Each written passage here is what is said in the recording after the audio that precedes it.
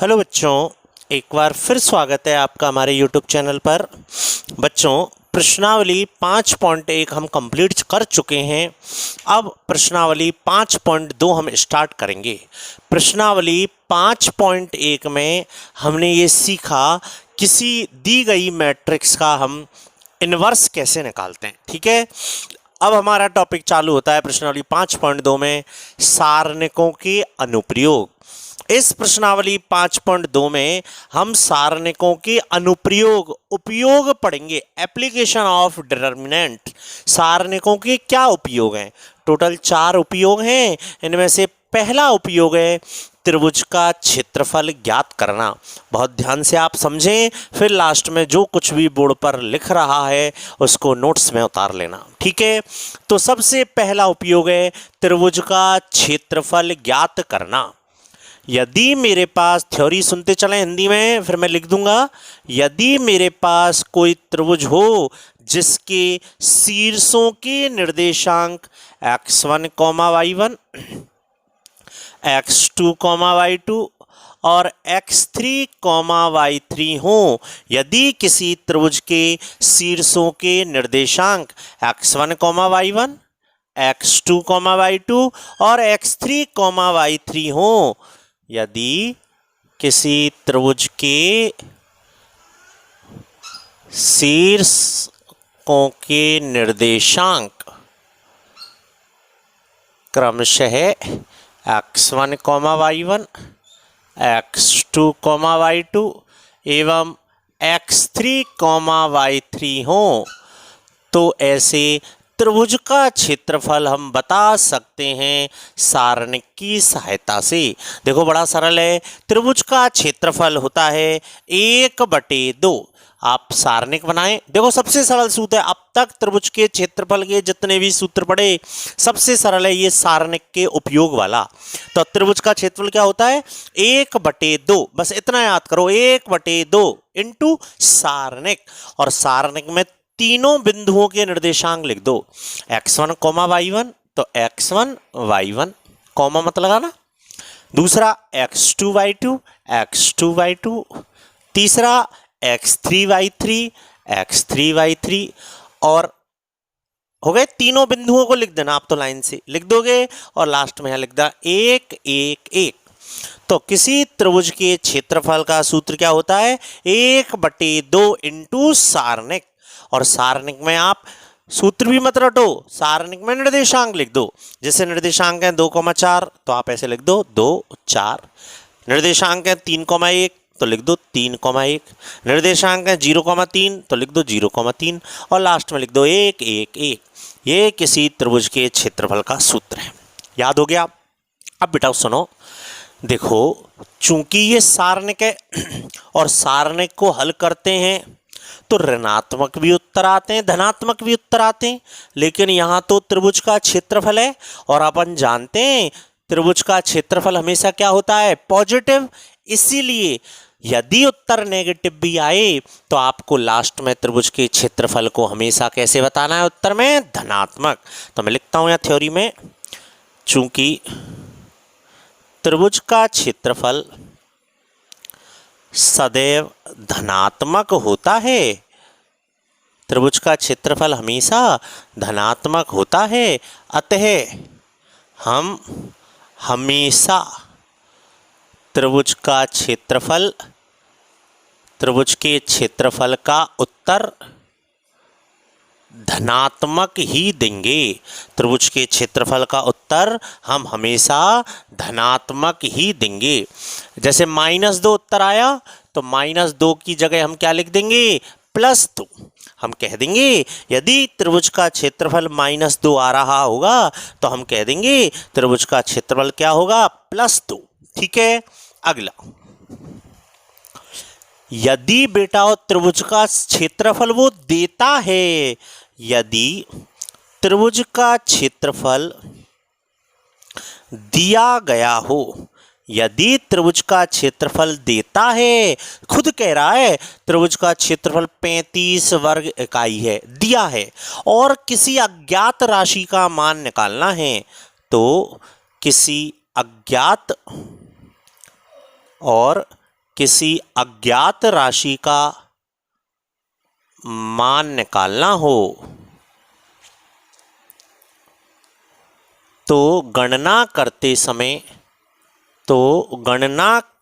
समय हम त्रिभुज के क्षेत्रफल को प्लस में भी और माइनस में भी, प्लस माइनस दोनों चिन्ह लेकर गणना करेंगे। देखो उसने कहा त्रिभुज का क्षेत्रफल 35 वर्ग इकाई है। अब हमें क्या पता उसका 35 आया या -35 आया। -35 आएगा तब भी कहेंगे 35 ही वर्ग इकाई है। इसलिए यदि त्रिभुज का क्षेत्रफल दिया है और कोई अज्ञात राशि पूछी जा रही है तो हम त्रिभुज का क्षेत्रफल देने पर उसको प्लस और माइनस दोनों तरह से गणना करेंगे। ठीक बेटा, अब देखो ध्यान से बताना, ये 3 बिंदु संरेखीय हैं। तो 3 बिंदु संरेखीय कब होंगे सर? यदि ये तीनों बिंदु संरेखीय हो जाएं, यदि ये तीनों बिंदु संरेखीय हों, यदि ये तीनों बिंदु जो ए बी सी हैं ये 3 बिंदु संरेखीय हों, तो संरेखीय की क्या शर्त हो जाएगी बताओ? त्रिभुज का क्षेत्रफल क्या हो जाएगा? 0। जो हमने त्रिभुज का क्षेत्रफल पढ़ा है ना अभी, सारणिक वाला सूत्र, उस क्षेत्रफल का मान क्या होगा? 0 होगा। तो 3 बिंदुओं के संरेखीय होने की शर्त भी बन गई। यदि वो कहता है सिद्ध करो 3 बिंदु संरेखीय हैं, तो हम तीनों बिंदुओं से क्षेत्रफल निकालेंगे और क्षेत्रफल का मान आ जाएगा 0, तो हम कह देंगे संरेखीय। यदि दिया गया है तीनों बिंदु संरेखीय हैं तो हम कहेंगे चूंकि तीनों बिंदु संरेखीय हैं अतः इनसे बनने वाले त्रिभुज का क्षेत्रफल 0 होगा। ठीक, आप बोर्ड पे से पहले ये थ्योरी उतार लें। अब हम प्रश्नावली 5.2 के सवाल करेंगे इस थ्योरी पर आधारित। तो पहले आप क्वेश्चन उतार लें, आराम से वीडियो स्टॉप करके स्क्रीनशॉट ले लें और इस थ्योरी को उतार लें। बेटा आपने थ्योरी लिख ली। चलो प्रश्नावली 5.2 के सवाल स्टार्ट करते हैं। 5.2 के क्वेश्चन नंबर पहले का पहला सवाल ने 3 बिंदु दिए हैं। 3 बिंदु दिए, 1 2,5 -2, -3 और 6,0। सवाल कहता है इन तीनों बिंदुओं से बनने वाले त्रिभुज का क्षेत्रफल निकालो। आपसे पूछ रहा है त्रिभुज का क्षेत्रफल निकालो, सारणिक की सहायता से त्रिभुज का क्षेत्रफल। बताओ बेटा त्रिभुज का क्षेत्रफल क्या होता है? 1/2 इंटू सारणिक, सूत्र नहीं, 1/2 इंटू सारणिक। और सारणिक में बिंदु लिखो 2,5, कॉमा मत लगाओ, -2, -3 और 6,0 और लास्ट में क्या लिखते हैं? 1 1 1। ठीक, अब इस सारणिक को हल कर लो। संख्याएं हैं, प्रसार कर दो डायरेक्ट। करें सारणिक हल, उत्तर नेगेटिव भी आया तो लिख देंगे लास्ट में, अतः त्रिभुज का क्षेत्रफल पॉजिटिव में दे देंगे। करें तो त्रिभुज का क्षेत्रफल 1/2 इंटू, प्रसार करो, पहले +2, पंक्ति छोड़ो स्तंभ छोड़ो, -3 -0, पंक्ति छोड़ो स्तंभ छोड़ो, -2 -6, पंक्ति छोड़ो स्तंभ छोड़ो, 0 + 18। देखो भैया, ठीक है, मैंने R1 के अनुदेश ही कर दिया है प्रसार। वैसे अच्छा रहता हम R3 के अनुदेश करते। कितना आ गया? -6 -8 +44 40 +18 कितना हो गया बेटा? ये 18 और 40 58, 6 गए तो 52, उत्तर आ गया 26 वर्ग इकाई। पॉजिटिव ही आया है, नेगेटिव भी आता तो हम उत्तर पॉजिटिव ही देते। ठीक हो गया पहला क्वेश्चन। क्वेश्चन नंबर 2 में उसने 3 बिंदु दिए हैं और कह रहा है त्रिभुज का क्षेत्रफल निकालो। फिर कहता है क्या ये तीनों बिंदु संरेखीय हैं? तो बेटा हम त्रिभुज का क्षेत्रफल निकाल लेंगे ऐसे ही। यदि त्रिभुज का क्षेत्रफल 0 आया तो कह देंगे 3 बिंदु संरेखीय, और यदि 0 नहीं आया तो कह देंगे 3 बिंदु संरेखीय नहीं है। तो दूसरा आप करेंगे, तीसरा मैं स्टार्ट करता हूं। ठीक है बच्चों, क्वेश्चन नंबर 3 सवाल कह रहा है एक त्रिभुज है जिसके शीर्ष हैं K, 4, 2, -6 और 5, 4। वो कहता है k का मान ज्ञात कीजिए, k का मान ज्ञात कीजिए यदि त्रिभुज का क्षेत्रफल आपको दिया गया है 35 वर्ग इकाई। त्रिभुज का क्षेत्रफल दिया गया है 35 वर्ग इकाई। बच्चों, मैंने आपको अभी अभी थोड़ी देर पहले समझाया, यदि त्रिभुज का क्षेत्रफल दिया जाए, यदि त्रिभुज का क्षेत्रफल दिया गया हो और अज्ञात राशि का मान पूछ रहा हो, त्रिभुज का क्षेत्रफल दिया गया हो और अज्ञात राशि का मान पूछ रहा हो। अभी अभी देखा हमने थ्योरी में, त्रिभुज का क्षेत्रफल दे रखा है 35, अज्ञात राशि है k। तो मैंने आपको कहा था हम गणना में 35 को, त्रिभुज के क्षेत्रफल को प्लस माइनस दोनों चिन्हों में लेंगे। तो मैं प्लस में भी लूंगा इसको और माइनस में भी लूंगा। बोलो, त्रिभुज का क्षेत्रफल का सूत्र हम भी जानते हैं, 1/2 इंटू सारणिक, सारणिक में k 4, 2 -6 5 4 और लास्ट में 1 1 1। ठीक, 2 का वज्रगुणा हो गया उधर, तो बराबर में तो कितना हो गया, प्लस माइनस 35 दूनी 70, 2 वज्रगुणा हो गया।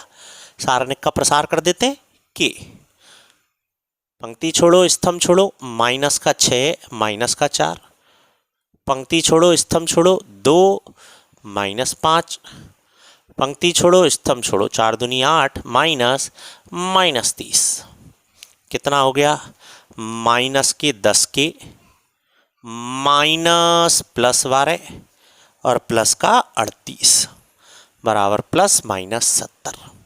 ठीक, अब एक बार प्लस चिन्ह ले लेते हैं, एक बार माइनस चिन्ह, दोनों चिन्ह लेकर गणना करो। एक बार प्लस चिन्ह ले लो, एक बार माइनस चिन्ह ले लो। यदि त्रिभुज का क्षेत्रफल दिया गया हो, हम दोनों चिन्ह लेकर गणना करेंगे। ये 50 हो गया बराबर 70, ये हो गया माइनस का 10 के प्लस 50 बराबर माइनस का 70, कितना आ गया 20, 0 से 0 कट गई, के बराबर आ गया माइनस का 2, 10 से काट दो इसको, 10 दूनी 20, 2 बार काट दो, माइनस का 2, इधर माइनस का 10, के बराबर माइनस के 120, माइनस से माइनस कट गया और 10 से ये 12 बार कट गया, के बराबर 12 आ गया। के का मान एक तो आ गया -2 और एक मान आ गया 12। ठीक, तो त्रिभुज का क्षेत्रफल निकालना बड़ा सरल है। यदि देता है हम दोनों चिन्ह लेंगे प्लस और माइनस। ठीक है बच्चों, आगे बढ़ते हैं, क्वेश्चन आप साथ साथ करते चलेंगे। क्वेश्चन नंबर 4, सवाल कहता है k का मान ज्ञात करो यदि ये तीन बिंदु दिए A, B और C। वो कहता है ये तीन बिंदु संरेखीय हैं, तीन बिंदु संरेखीय हैं। बेटाओ, हमने भी पढ़ा है संरेखीय की शर्त, अभी अभी पढ़ाई मैंने। यदि तीन बिंदु संरेखीय हो, सारणिक से हल करना है, k का मान ज्ञात करो यदि ये तीन बिंदु संरेखीय हैं। बताओ बच्चों, यदि तीन बिंदु संरेखीय हैं तो हमारी क्या शर्त है, चूंकि A, B, C संरेखीय हैं और संरेखीय हैं, इसका मतलब त्रिभुज का क्षेत्रफल क्या होगा, 0। पढ़ के आए हम, त्रिभुज का क्षेत्रफल 0। बोलो, त्रिभुज का क्षेत्रफल 1/2 सारणिक, सारणिक में k 2 माइनस के, माइनस का k + 1 2 के, माइनस का 4 माइनस का k 6 माइनस 2 के और 1 1 1 बराबर 0। बना ली सारणिक। यदि त्रिभुज का क्षेत्रफल निकालना है तो 1/2 सारणिक, तीनों बिंदुओं को लिख दो, लास्ट में 1 1 1। अब इसका प्रसार करना है और प्रसार करके k का मान आ जाएगा। ठीक, 1/2 तो वज्रगुणा में 0 में चला जाएगा। अब देखो, आप हो सकता है आप देख पा रहे हो, अरे सर इसमें संख्याएं नहीं है, k आया k।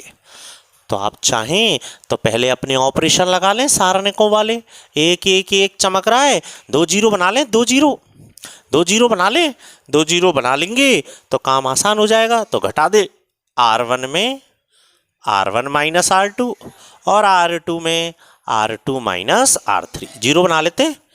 ठीक है, ये दो तो जीरो में चला जाएगा। R1 में R1 minus R2 minus minus plus, 2 के माइनस 1 घटाओ R1 माइनस R2, 2 के माइनस 3 के 0। हम डायरेक्ट भी प्रसार कर सकते हो ना। चलो घटाओ R2 माइनस R3, कितना हो गया ये, +4 प्लस के कट गया, 5 रह गया। 2 के माइनस 6 माइनस 2 के, ये हो गया 4 के माइनस 6, 0 -4 माइनस के। ठीक है, प्रसार कर दें। C3 के अनुदिश प्रसार करने पर, C3 के अनुदिश प्रसार करने पर प्लस माइनस प्लस 1, पंक्ति छोड़ दो, स्तंभ छोड़ दो।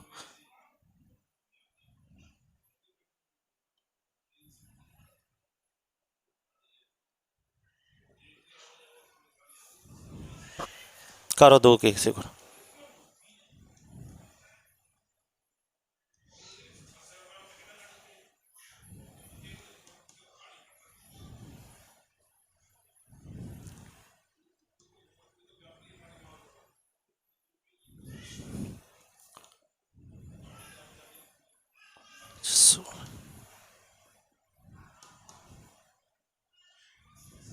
ठीक, करो गुणनखंड। क्या बन गया हमारा, एक द्विघातीय समीकरण बन गई, 8k² माइनस के माइनस 6। चेक करो कहीं गलती तो नहीं है, चेक करो पहले कहीं मिस्टेक तो नहीं हुई है इसमें, एक बार चेक कर लेते हैं। अभी देखो बेटा, चेक करो कहीं मिस्टेक, मुझे ऐसा लग रहा है कहीं मिस्टेक हुई है कि देखो बिंदु लिखने में गलती हो गई। 2 माइनस 2 के, ये 2 माइनस 2 के, तो R1 माइनस R2 करेंगे तो R1 माइनस R2 ये 4 के हो जाएगा, तो ये 4 के आ जाएगा यहाँ ना, तो माइनस का 10 प्लस का 20 हो जाएगा ये, तो ये आ जाएगा 8k² 16 प्लस का 4 के और ये माइनस का 4 बराबर 0। ठीक है बेटा, 4 का भाग जा रहा है, 4 का भाग जा रहा है इसमें, 4 का भाग दे दो, 2k² प्लस के माइनस 1 बराबर 0। गुणनखंड कर दो, गुणनखंड कर दो, के मान आ जाएंगे, 2k माइनस के माइनस 1 बराबर 0। 2k common, k plus 1 minus 1 common, k plus 1, k plus 1 लग कॉमन आ गया, 2k माइनस 1 बराबर 0। तो या तो k प्लस 1 बराबर 0 या 2k माइनस 1 बराबर 0। तो k का मान 1 तो आ गया 1/2 और एक k का मान आ गया -1। देखो बेटा सरल है, केवल सारनिक इसमें ऐसी आई है थोड़ी सी टिपिकल। तो सारनिक तो हम 4.2 में पढ़ के आए ना, डायरेक्ट प्रसार भी कर सकते हो आप, लेकिन जीरो बना के करोगे जल्दी हो जाएगा। तो जीरो बना के जल्दी से हमने प्रसार किया, गणना कर दी। शुरू में हमने यहाँ 2 के लिख दिया था, आप ध्यान से करना। ठीक है बेटा, तो क्वेश्चन नंबर 4 हो चुका है। क्वेश्चन नंबर 5, क्वेश्चन नंबर 5, सवाल ने 3 बिंदु दिए हैं, वो कहता है x का मान निकालो यदि वो 3 बिंदु संरेखीय हैं। तो क्वेश्चन नंबर 5 आप करेंगे, ये होमवर्क में है। कैसे करेंगे, 3 बिंदु यदि संरेख हैं तो त्रिभुज का क्षेत्रफल 0, गणना करना, x का मान आ जाएगा। ठीक है बच्चों, तो क्वेश्चन नंबर 5 आप करेंगे। पहला अनुप्रयोग हो चुका है सारनिक का त्रिभुज का क्षेत्रफल निकालने में। ओके बच्चों, आप कंप्लीट करें यहाँ तक, अगली वीडियो में अगला अनुप्रयोग पढ़ेंगे। बाय बच्चों।